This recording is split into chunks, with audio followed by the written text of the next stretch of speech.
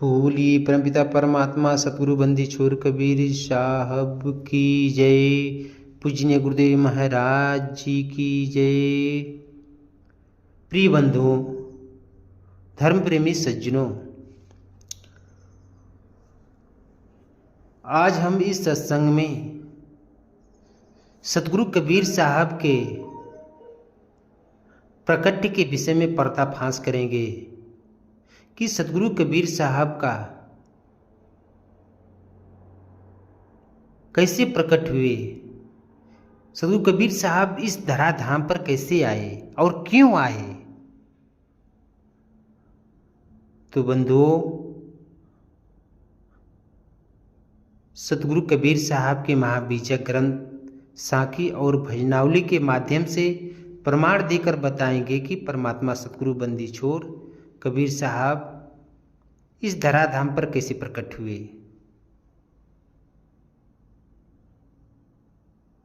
बंधुओं, इस वीडियो को शुरू से अंत तक सुनिएगा, तभी आप लोग जान पाएंगे कि परमात्मा सतगुरु बंदी छोर कबीर साहब कैसे प्रकट हुए, कैसे इस धराधाम पर आए और क्यों आए, आने का उनका कारण क्या था। तो बंधुओं, साखी में साहेब आगे बता रहे हैं कि गगन मंडल से उतरे सतगुरु सत्य कबीर, जलज माहि पौढ़न किए सब पीरन के पीर। अब बंधुओं, इस साखी के माध्यम से सतगुरु कबीर साहब साफ साफ बता रहे हैं कि मैं कमल के पुष्प पर गगन मंडल से प्रकट हुआ हूँ।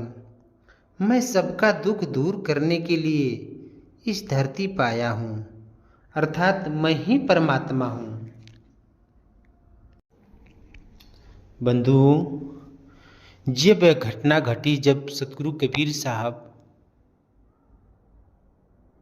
गगन मंडल से उतरे, प्रकट हुए, तो उस समय रामानंद जी के शिष्य अष्टानंद जी वहाँ पर लहरतारा तालाब पर मौजूद थे और वहाँ पर वो भजन कर रहे थे। तो देखते हैं कि देखते देखते उनके देखने में ही एक आकाश मंडल से दिव्य प्रकाश उतरा और थोड़ी देर में ही कमल के पुष्प पर बालक का रूप में परिवर्तित हो गया।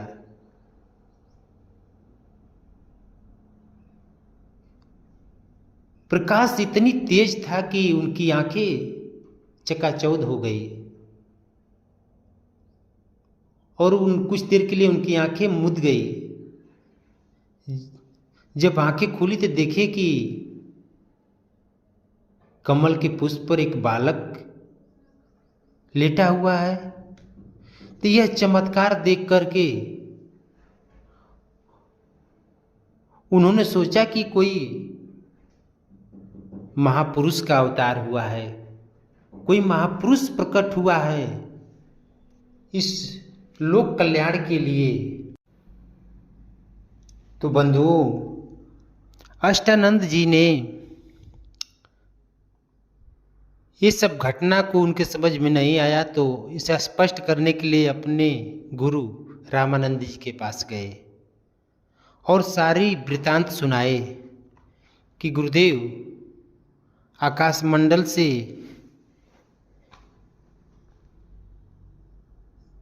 दिव्य प्रकाश हुआ है और देखते देखते कमल के पुष्प पर बालक परिवर्तित हो गया, बालक के रूप में प्रकट हो गए। ये क्या घटना है, ये कैसा दृश्य है, हमारे समझ में नहीं आया। तो बंधुओं, हमको इसके बारे में बताइए। तो जब वहाँ से अष्टानंद और रामानंद जी ने आए तो यहाँ पर बालक नहीं मिले, यानी सतगुरु कबीर साहब को उस समय नीरू और नीमा जी ने लेकर चले गए थे अपने घर। तो वही अष्टानंद जी ने, रामानंद जी ने अष्टानंद जी से कहे, जाओ तुम अपना भजन करो, जिसको जहाँ जाना था वो महापुरुष वहाँ अपने स्थान पर चले गए। तो बंधुओं, अष्टानंद जी वहाँ साक्षी हैं और सतगुरु कबीर साहब तो एकदम स्वयं, मतलब जैसे वो तो परमात्मा है, तो इसलिए वो तो स्वयं गवाह हैं। उनको गवाह के बारे में, प्रकट के बारे में किसी की जरूरत तो नहीं है, लेकिन अष्टानंद जी ने ये दृश्य उस समय घटना घटी तो देखे थे अपने आंखों। क्योंकि बंधु, हमारे समाज में तरह तरह के भ्रांतियां हैं। लोग तरह तरह की बात करते हैं सदगुरु कबीर साहब के प्रकट के विषय में। विद्वान अपना अलग अलग तरीके से बताते हैं। तो हम आप लोग को कुछ विद्वानों के विचारों के बारे में बताएंगे कि उन लोग का क्या विचार है, क्या मत है कि सदगुरु कबीर साहब कैसे प्रकट हुए, कैसे, मतलब उन लोग के मतलब बारे में उन लोग के ये विचार है कि सदगुरु कबीर साहब, जिससे पहला विद्वान है डॉक्टर हजारी प्रसाद द्विवेदी हैं। वो अपने कबीर नामक पुस्तक में लिखते हैं कि कबीर साहब विधवा ब्राह्मणी के पुत्र हैं। सामाजिक लोक लाज के भय से माँ ने काशी के लहरतारा नामक तालाब में फेंक दिया। ये पहले विद्वान डॉक्टर हजारी प्रसाद द्विवेदी जी का विचार है बंधुओं। अब अगले विद्वान का विचार सुनिए। इनका विचार है कि डॉक्टर श्याम सुंदर दास जी हैं दूसरा विद्वान। तो डॉक्टर श्याम सुंदर दास जी कहते हैं कि सदगुरु कबीर साहब के विषय में कि रामानंद के ब्राह्मण शिष्य की एक विधवा कन्या थी, उसी को रामानंद जी ने आशीर्वाद दे दिए कि पुत्रवती भव।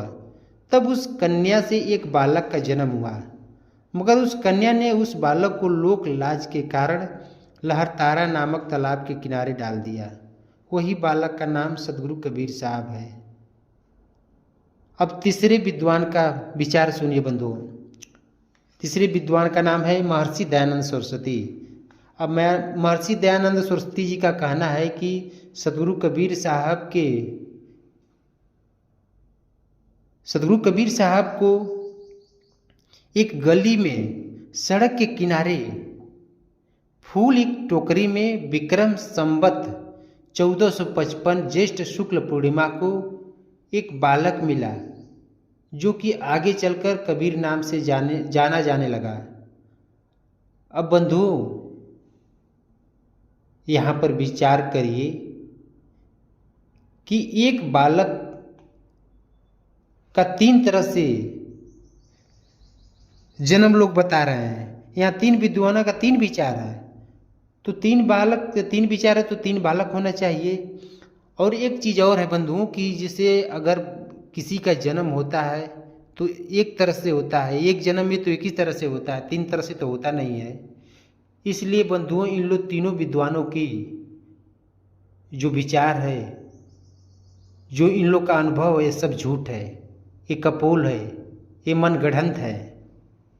अब हम सदगुरु कबीर साहब के भजनावली के माध्यम से प्रमाण देकर बताएंगे कि सदगुरु कबीर साहब इस धराधाम पर कैसे आए। अब अभिगत से चलिया यो रे मेरा, भेद मरम नहीं पायो मेरा, भेद मरम नहीं पायो। नाम जन्मे गर्भ बसेरा, बालक होई दिखलाए। नाम जन्मे गर्भ बसेरा, बालक होई दिखलाए। काशी शहर जलहि बिछ डेरा, ता जुलाहा हम पाए। काशी शहर जलहि बिछ डेरा, ता जुलाहा हम पाए।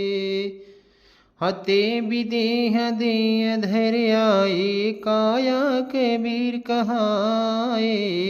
हते विदेह देह धर आए, काया कबीर कहाए।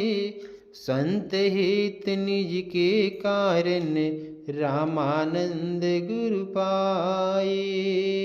संत हे निज के कारणे रामानंद गुरु पाए। ना मेरे गगन धाम कछु नाहि दिसत अगम अपारा। ना मेरे गगन धाम कछु नाहि दिसत अगम अपारा। शब्द स्वरूपी नाम साहब का सोई नाम हमारा। शब्द स्वरूपी नाम साहब का सोई नाम हमारा। अब हम अभिगत से चलिया रे मेरा भेद मरम नहीं पायो। मेरा भेद मरम नहीं पायो। ना हमरे घर मात पिता है ना हमरे घर दासी। ना हमरे घर मात पिता है नहीं हमरे घर दासी। जात जुलाहा नाम धराए जगत कराए हासी। जात जुलाहा नाम धराए जगत कराए हासी। ना मोरे हाड़ चाम ना लो हो राम नाम उपासी। ना मोरे हाड़ चाम लोहू राम नाम उपासी। तारन तरन अभय पद दाता कहें कबीर अविनाशी। तारन तरन अभय पद दाता कहें कबीर अविनाशी। हो अब हम अभिगत से चलिया रे मेरा भेद मरम न पायो। मेरा भेद मरम न पायो। तो बंधु, सद्गुरु कबीर साहब महाबीजक की इस भजनावली पद के माध्यम से कह रहे हैं कि हे जीरा, मैं परमात्मा हूँ और मैं अमर लोक देश से आया हूँ, मगर मेरा भेद और मर्म कोई जान नहीं पा रहे हैं। और सद्गुरु कबीर साहब आगे कह रहे हैं कि ना हम जन्मे गर्भ बसेरा, करें कि ना हम जन्मे गर्भ बसेरा बालक होए दिखलाए। करें कि मैं माता के गर्भ से नहीं आया हूँ, मैं गर्भ में मेरा बसेरा नहीं है। काशी शहर जल ही बीच डेरा तह जुलहा हम पाए। करें कि काशी शहर के लहरतारा तालाब में कमल के पुष्प पर नीरू नीमा नामक जुल्हा ने हमें प्राप्त किए। हति विदेह दे धरयाए काया कबीर कहाए। कहा कि मैं विदेह था लेकिन इस धराधाम पर देह पकड़ के आया और वही शरीर मेरा कबीर के नाम से जानी जाती है। फिर आगे साहेब बता रहे हैं, ना मेरे गगन धाम कछु नाही दिसत अगम अपारा। करके मेरे गगन धाम कछु नहीं है और दिसत अगम अपारा। शब्द स्वरूपी नाम साहब का सोई नाम हमारा। जो शब्द स्वरूपी परमात्मा का नाम है वही मेरा नाम है। ना हमारे घर माता पिता हैं ना ही हमारे घर दासी। करें कि हमारे घर माता पिता भी नहीं है और हमारे घर स्त्री अर्थात दासी भी नहीं है। जात जुलाहा नाम धराए जगत कराए हासी। और इस संसार में मेरा जात जुलाहा नाम रख करके जात नामक जुलाहा रख करके इस जगत में मेरा हांसी करा रहे हैं, हांसी लोग कराए। ना मोरे हाड़ चाम लोहू हो राम नाम उपासी। और मेरे शरीर में हाड़ चाम, जो मेरे शरीर है हाड़ चाम लोहू की नहीं है। मेरे शरीर में हाड़ चाम लोहू नहीं है, मैं तो राम नाम के उपासी हूँ। तारन तरन भय पद दाता कहे कबीर अविनाशी। बंधुओं, यहाँ सद्गुरु कबीर साहब लास्ट में कितनी अच्छी बात बोल रहे हैं कि तारन तरन अभय पद दाता। कहें कि जो ये जीव संसार में दुख पा रहा है उसको, जो उसके अंदर जो भय है उसको मैं अभय पद देने के लिए, उसको तारने के लिए इस संसार में मैं अविनाशी, मैं परमात्मा इस धराधाम पर आया हूँ।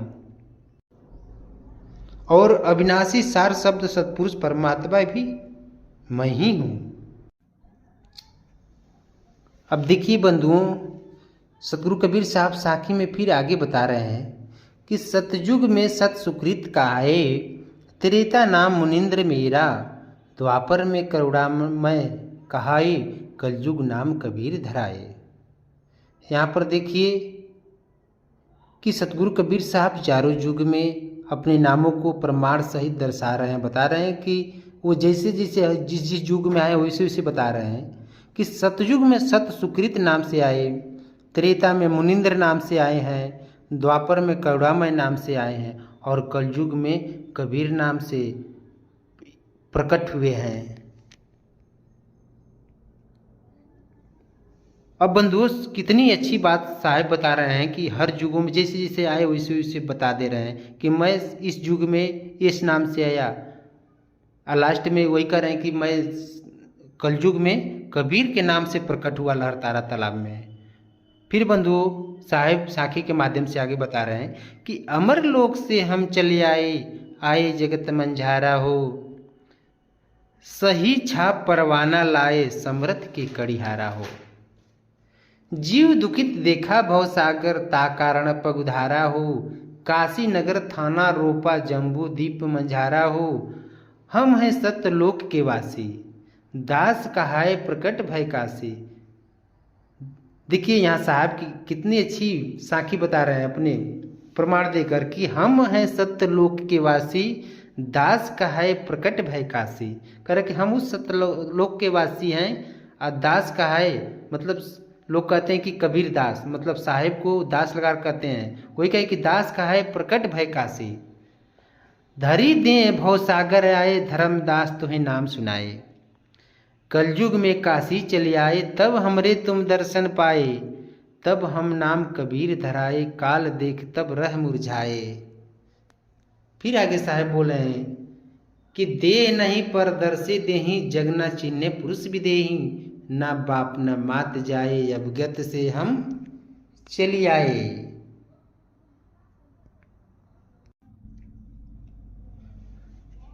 बंधुओं इस साखी में सतगुरु कबीर साहब का कहने का अभिप्राय ये है कि जो लास्ट साखी में बोले हैं कि देह नहीं पर दर्शे देही, जग न चिन्हे पुरुष विदेही, न बाप न मात जाए, अभिगत से हम चले आए। कह कि देह नहीं है, केवल देखने में मेरे शरीर है, लेकिन ये संसार हमें पुरुष विदेही, ना जग न चिन्हे पुरुष विदेही, ये संसार हमें सतपुरुष परमात्मा को, विदेही परमात्मा को ये संसार जान नहीं पा रहा है, जान नहीं पाए। ना बाप न मात जाए, कर कि मेरा पिता भी नहीं और मैं माता से जन्मा नहीं हूँ, अवगत से हम चले आए, मैं उस परमपिता परमात्मा की देश से चला आया हूँ, मैं ही परमात्मा हूँ। फिर साहेब आगे बता रहे हैं कि देह नहीं पर दर से देही, कहे कबीर हम शब्द से नहीं। कह कि मेरे देह यहाँ तो एकदम स्पष्ट हो जा रहा है कि मेरा शरीर नहीं है, केवल देखने में शरीर है। कहे कबीर हम शब्द से नहीं। लास्ट में देखिए साहेब क्या बता रहे हैं कि कहे कबीर हम शब्द से नहीं, कह रहे कि मैं वो शब्द स्वरूपी परमात्मा हूँ।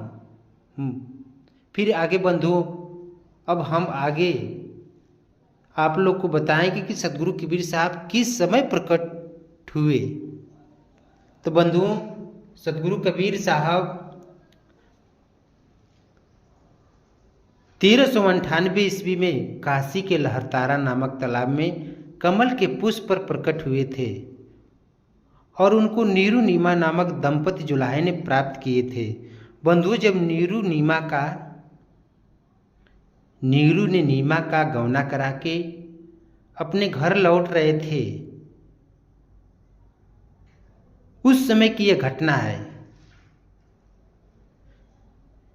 नीरू का ससुराल मडुआडी ग्राम में पड़ता है, जो काशी वाराणसी के दक्षिण दिशा में स्थित है। आज भी वहाँ के जो जुलाहे जात के लोग हैं उस जुलाहे जात के लोग उस गांव में बड़ी संख्या में निवास करते हैं। बहुत लोग वहाँ रहते हैं जुलाहे जात के लोग। उसी ग्राम में मंगरू जुलाहे का घर था जो नीमा के पिता थे, और उन्हीं के पुत्री के साथ नीरू का विवाह हुआ था। जिस गांव से गौना करा के नीरू लौट रहे थे, और उनके साथ अनेक सगे संबंधी नात रिश्तेदार भी थे, उनके दोस्त मित्र भी थे। नीरू और नीमा उसी मार्ग से आ रहे थे जिस मार्ग पर काशी शहर के लहरतारा तालाब पड़ता है, जो लगभग अर्ध योजन की लंबाई में फैला हुआ था। काशी शहर के कुछ वृद्ध लोगों के द्वारा सुना जाता है कि यह तालाब कभी गंगा जी के द्वारा निकला हुआ था। यह गंगा जी की जलधारा थी जो बाद में चलकर वहाँ से जो गंगा जी की धारा लहरतारा तालाब से मिली हुई थी, जो बाद में चलकर गंगा जी की धारा इस लहरतारा तालाब से अलग हो गया। इसका कारण यह था कि गंगा जी अपनी धारा को पूर्व दिशा की ओर मोड़ लिया, क्योंकि जो धारा गंगा जी की धारा आती थी, जो लहर गंगा जी से आती थी, वह तालाब में आने ही बंद हो गई। लेकिन इसका नाम लहरतारा तालाब ही रह गया। और बंधुओं, तब से लेकर आज तक वही नाम समाज में प्रचलित चल रहा है। आज भी लहरतारा तालाब के ही नाम से जाना जाता है, लहरतारा से ही जाना जाता है। बंधुओं, जब नीमा को लेकर नीरू ने लहरतारा के पूर्वी तट से होकर जा रहे थे, और जब पूर्वी तट से उत्तरी भाग पहुँचे तो वहाँ पर बहुत घनघोर जंगल था। वहाँ पर अच्छे अच्छे पेड़ पौधे थे, और पेड़ पौधे की बड़ी सुंदर छाया थी। उस पेड़ पौधों की छाया में विश्राम करने की इच्छा इन लोग की बनी, तो ये लोग उसी पेड़ की छाया में रुककर विश्राम करने लगे। और नीरू ने उस कहारों से भी बोले कि तुम लोग भी डोली को रखकर थोड़ा विश्राम कर लो। तब नीरू के आदेशानुसार कहारों ने डोली को रखकर उस वृक्ष की घनी छाया में विश्राम करने लगे। यह वही स्थान था जहाँ पर लहरतारा नामक तालाब था, और जिस पर दूर दूर के लोग स्नान करने के लिए प्रतिदिन आया करते थे। बंधुओं, वह स्थान कितनी मनमोहक था, कितनी सुंदर था।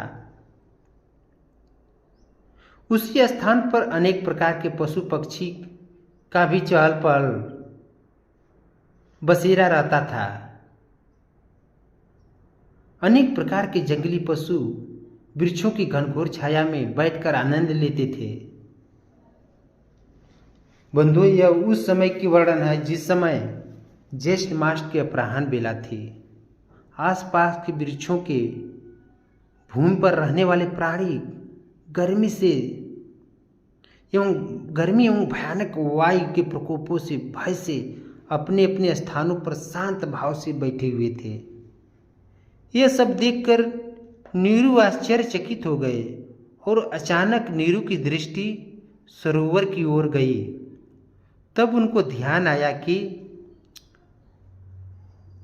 कहीं नीमा को प्यास तो नहीं न है, कहीं नीमा को प्यास तो नहीं न लगी है। तब उन्होंने पालकी के पास, उस डोली के पास आकर नीमा से पूछे कि नीमा, तुम्हें प्यास तो नहीं न लगी है।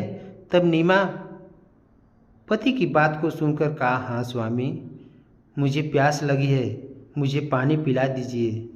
तब नीरू ने नीमा की बात सुनकर तुरंत कहारों और अपने सगे संबंधियों को कहा कि आप लोग पालकी से, आप लोग डोली से थोड़ा दूर हट जाइए, क्योंकि नीमा को प्यास लगी है और उसको पानी पिलाने के लिए सरोवर में ले जाएंगे। तब नीरू ने नीमा को उस सरोवर के पास पहुंचा दिए। और नीमा जैसे ही सरोवर के पास पहुंची और अपने उजली में पानी भरकर जैसे ही मुंह तर लगाई, तब तक एक अद्भुत दृश्य देखा कि एक सुंदर दिव्य और अद्भुत बालक कमल के पुष्प पर पड़ा हुआ है, जिनकी शोभा कहने में नहीं है कि वह बालक कितना सुंदर है। उस सुंदर बालक को देखकर नीमा जी की आंखें चकाचौंध हो गई और काफी समय तक देखती रह गई। तब नीरू ने सोचे कि नीमा अभी तक आई क्यों नहीं। हो न हो कोई जानवर आघात तो नहीं न कर दिया। इस भय को लेकर नीरू जी ने नीमा के बारे में सोचने लगे और उस सरोवर के किनारे देखने के लिए चले गए। और उस तालाब के तरफ जब गए तो देखिए कि नीमा जी एकटक किसी दृश्य को देख रही हैं। तब नीरू जी आवाज लगाए कि नीमा क्या कर रही हो? आप चलिए, घर चलिए, क्योंकि घर जाने के लिए देर हो रही है।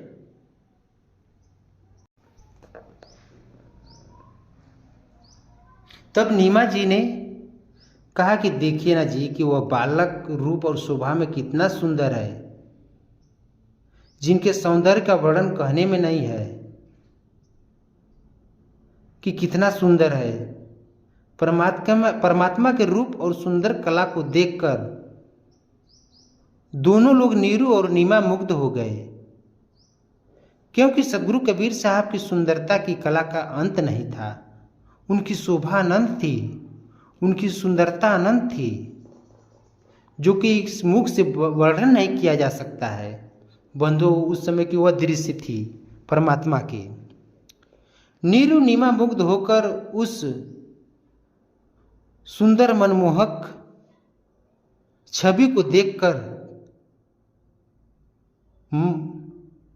मुग्ध हो जाते थे और परमात्मा के अंग अंग संपूर्ण शरीर को सुंदरता को देखकर नीरू और नीमा व्याकुल हो गए। तब कुछ समय बाद नीमा जी ने नीरू से कहा कि स्वामी जी, क्यों न इस दिव्य बालक को, इस अद्भुत बालक को हम लोग अपने घर ले चलते हैं और अपने घर पर ही बच्चे को अपने घर पर पालन पोषण करेंगे। तो नीरू जी ने नीमा से कहे कि नहीं नहीं, आप देख नहीं रही हैं कि ये तो दिखने में कितना अद्भुत बालक है। मुझे तो वो कोई अल्लाह द्वारा भेजे गए फरिश्ते लग रहे हैं। अतः मुझे डर लग रहा है कि हमको तो कहीं श्राप न दे दे, इसलिए चलिए घर चलते हैं। तब नीमा जी ने जिद करने लगे कि नहीं स्वामी जी, मुझे वो बच्चा लाकर दीजिए, तभी मैं घर जाऊंगा। तब नीरू जी ने नीमा से कहे कि हमारे आसपास के पड़ोसी क्या सोचेंगे कि अभी अभी नीरू और नीमा की शादी हुई है और पहली बार नीरू जी गौना करा के ससुराल से नीमा को ला रहे हैं, तो इनका बच्चा कैसे हो गया? कहीं ऐसा तो नहीं है कि चुराए हैं किसी के बच्चे को? और हम लोग के बारे में आसपास पड़ोसी क्या कहेंगे? जो आसपास के मेरे घर के पड़ोसी है वो सब क्या कहेंगे? हम लोग के ऊपर तमाम प्रकार की अजस लगाएंगे, लाछना लगाएंगे, ताना मारेंगे, तो हम लोग उन लोगों को क्या जवाब देंगे? तभी आकाशवाणी हुई कि हे नीरू और हे नीमा, आप लोग समाज के ताना और लोक लाज से मत डरो, मैं सब कुछ ठीक कर दूंगा, क्योंकि मैं परमात्मा हूँ। आप लोगों के कल्याण और पूरे विश्व के लोगों के कल्याण हित के लिए इस धराधाम पर आया हूँ, इस धराधाम पर प्रकट हुआ हूँ। इसलिए आप लोग मुझे अपने साथ लेकर चलिए, थोड़ा भी संकोच मत करिए। तब नीरू जी उस तालाब के अंदर पानी में जाकर सतगुरु कबीर साहब को उठाकर ले आए और लाकर सतगुरु कबीर साहब जी ने नीमा जी को खुशी खुशी उनके गोद में दे दिए, रख दिए और नीमा साहब जी को लेकर डोली में खुशी मन से बैठ गई। तब नीरू और नीमा साहब जी को अपने घर लेकर आए और उनका वही पालन पोषण किए। अब बंधुओं, इसमें इस सच्चाई को सुनने से आप लोग को स्पष्ट हो गया होगा कि सतगुरु कबीर साहब परमात्मा थे कि नहीं, और वो प्रकट हुए थे कि नहीं, और वो गर्भ से नहीं आए थे। यहाँ तो आप लोग को स्पष्ट हो जा रहा है कि वो गगनमंडल से उतरे, लहरतारा तालाब में प्रकट हुए और नीरू नीमा ने उनको वहाँ से प्राप्त किए हैं। तो बंधुओं, मैं अपने वाणी को यहीं से विराम दूंगा। बोलिए सतगुरु कबीर साहब को, साहब बंदगी, साहब साहब बंदगी।